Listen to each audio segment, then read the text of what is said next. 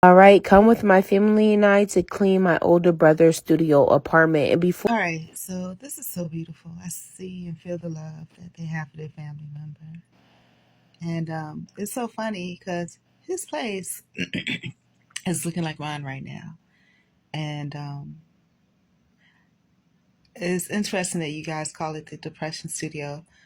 When mine is like this, I call it the dungeon. It's dark, there's clothes, there's food containers, and stuff just, everywhere. There's a flat iron on my work table.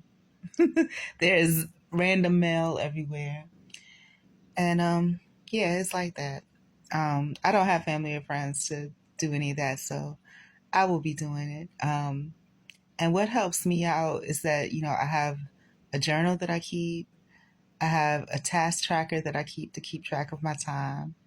And once I get started on that, usually I'm okay. I'm at least in the flow of things. And whenever I get to a point where I feel emotional about something or I'm having trouble doing something, I'll journal about it. And then I track my time appropriately. Like if I'm journaling, it's broken down in 5 minute segments for like 24 hours. I'll write down, I'll put down that I'm journaling or I'm cleaning, 1/3 of the kitchen or something like that. It helps me keep going and it helps me keep track of my tasks. Um, yeah. And just some of the feelings I went through today. Um, and today that's all it's about, the living room, the dining room. I have everything needs to be clean, but I don't try not to overwhelm myself by putting it all out there at once. I have a big list of my toss all of everything I need to do. Then I focus on one section.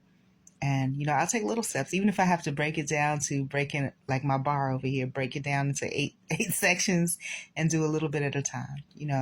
But I think it's very important for me to be aware of my feelings because there's other things that come into it too. I was working on the shed outside. How do I feel about it? Not so great. It's because I spent a lot of time and money on it, and it it's okay. It's not okay. It needs to be better, but it's like I have to move on to the next thing because eventually I have to go back to work. I wish I could spend all my time doing that. And then I did the front yard and then the pine needles fell down off the roof. And so I have to blow it again, but I'm not going back to that because I already spent time on that.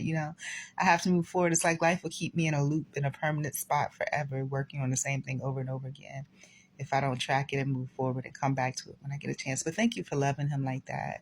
And you're right, not shaming. There's people, when you watch stuff like Hoarders,